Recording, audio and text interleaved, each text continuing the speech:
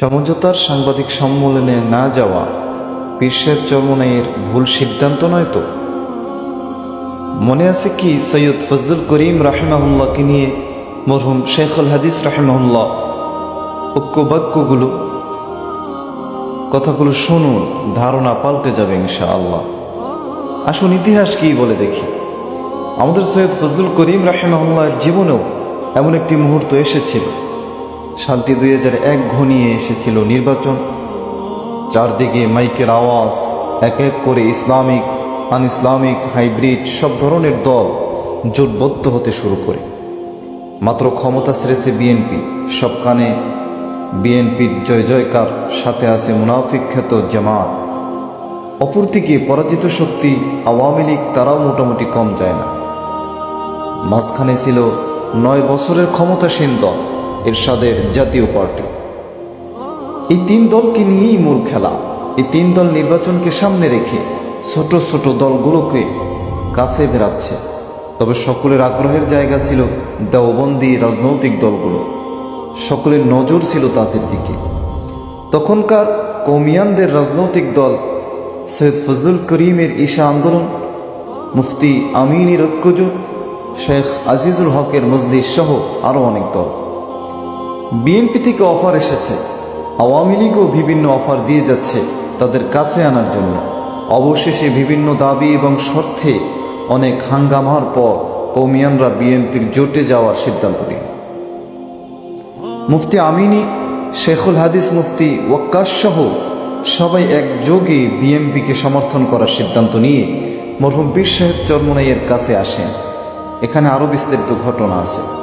সৈয়দ ফজলুল করিম রাহিমাহুল্লাহকে বলা হলো, হুজুর আপনার ওস্তাদ শেখুল হাদিস আজিজুল হক তিনি বিএনপির সাথে যাচ্ছেন, আমরাও চাচ্ছি আপনাকেও যেতে হবে। সৈয়দ ফজলুল করিম বললেন, আমি যাব অবশ্যই, আমার কিছু কথা বলার আছে এবং কিছু শর্ত আছে। এরপর অনেক হাঙ্গামা হলো, সংক্ষিপ্ত করলাম। অবশেষে সৈয়দ ফজলুল করিম রাহিমাহুল্লাহ বিএনপি জোটের কাছে 6টি দাবি ছুড়ে দেন। দাবিগুলো হলো: 1 নম্বরে রাষ্ট্রীয় পর্যায়ে ইসলামী মূল্যবোধ সংরক্ষণ ও বাস্তবায়ন। 2 নম্বরে কোরআন সুন্নাহ বিরোধী আইন প্রণয়ন না করা। 3 নম্বরে নাস্তিকতা, ইসলাম বিরোধী অপপ্রচার ও অপসংস্কৃতি বন্ধে কার্যকর ব্যবস্থা। 4 নম্বর মাদ্রাসা শিক্ষার স্বীকৃতি ও উন্নয়ন।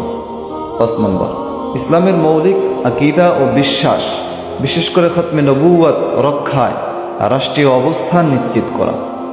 6 নম্বর ইসলামী দলগুলোর উপর রাজনৈতিক ও প্রশাসনিক নিপীড়ন বন্ধ করা।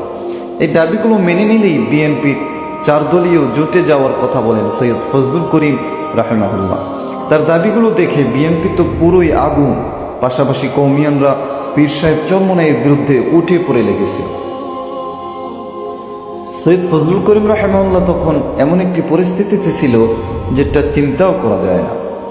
কৌমিয়ানদের মঞ্চগুলো থেকে সরাসরি মুনাফিক, দালাল সহ অনেক রকমের অপবাদ দেওয়া হয়, কিন্তু সৈয়দ ফজলুল করিম তার সিদ্ধান্তে অটল। তিনি বলেন, রাজনীতি করি আল্লাহর জন্য, জোটও করব আল্লাহর জন্য। কে কি বলল সেটা দেখার সময় কই। এখানে আরও বিস্তারিত ঘটনা আছে। মূল কথাটা বলি, বিএনপি দাবিগুলো মেনে নেয় নাই এবং পীর সাহেব চরমনাইও জোটে যায় নাই। মূল কাহিনী এরপর শুরু। নির্বাচন শেষ হলো, কৌমি দলগুলো সহ 4 দলীয় জোটে বিএনপি ক্ষমতায় আসলো, সরকার গঠন হলো। সবাই মনে করেছে জিতে গেছে কৌমিয়ানরা আর হেরে গেছে সৈয়দ ফজলুল করিম রাহিমাহুল্লাহ। চলতে থাকলো 4 দলীয় জোটের বিএনপি সরকার। কিন্তু কিছুদিন পর বাঁধল দ্বন্দ্ব। যেসব আশা দিয়ে কৌমিয়ানদের জোটে এনেছিল বিএনপি, সে সব দাবি আদায়ের কোনো খবরও নিচ্ছে না তারা। হুজুররা বারবার বিএনপির দরবারে ঘোরাঘুরি করলেও কোনো ফায়দা হচ্ছিল না। বারবার খালি হাতে ফেরত দিচ্ছিল প্রধানমন্ত্রী খালেদা, আর সব সুবিধা নিচ্ছিল জামাত। পরে কৌমিয়ানরা খালি হাতে জোট সারার সিদ্ধান্ত নিল, যা তাদের জন্য আরও বড় কাল হয়ে দাঁড়িয়েছে। বলতে বলতে 4 দলীয় জোট থেকে বের হয়ে আসে কৌমিয়ানদের একটা বড় অংশ। অথচ তারা বিএনপির সাথে না যাওয়ার কারণে সৈয়দ ফজলুল করিম রাহিমাহুল্লাহকে দালাল বলে বলে মুখে ফেনা তুলেছিল।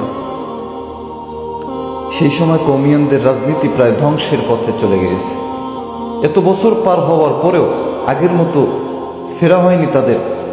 প্রমাণ হলো সৈয়দ ফজলুল করিম রাহিমাহুল্লাহ সঠিক ছিলেন। একদিন একটি প্রোগ্রামে সৈয়দ ফজলুল করিম রাহিমাহুল্লাহকে ইঙ্গিত করে মামুন সাহেবের বাবা মরহুম শেখুল হাদিস রাহিমাহুল্লাহ বলেছিলেন, ফজলুল করিম আমাদের লুঙ্গি হয়ে পাশে দাঁড়িয়েছে। তার বিএনপির সাথে না যাওয়ার সিদ্ধান্তটা সঠিক ছিল। বিএনপি আমাদের পুরো উলঙ্গ করে ছেড়েছে, কিন্তু আলহামদুলিল্লাহ সৈয়দ ফজলুল করিম আমাদের ইজ্জত রক্ষা করল। শেখুল হাদিস হাফিজুল্লাহ আরও বলেন, সেই দিন যদি আমাদের কথায় সৈয়দ ফজলুল করিম জোটে অংশ নিতেন তাহলে আমাদের ইজ্জত রক্ষার আর কোনো কাপড় থাকতো না। সেই সময়টা আজ আবার আসছে। সৈয়দ রেজাউল করিম জামাতের সাথে না যাওয়ার সিদ্ধান্ত নিয়েছে। এটা কারো কারো খারাপ লাগলেও দিন শেষে এটাই প্রমাণিত হবে যে পীর সাহেব চরমনাই সময়ের সঠিক সিদ্ধান্ত নিয়েছে। আলহামদুলিল্লাহ, শীঘ্রই রব আমাদের এত দিবেন যে আমরা কুলাতে পারবো না ইনশাআল্লাহ। ইনশাআল্লাহ। লিখেছেন মুসা আন নুসাইর, ভয়েস দিয়েছি আমি হাফেজ মোহাম্মদ আসাদুল্লাহ।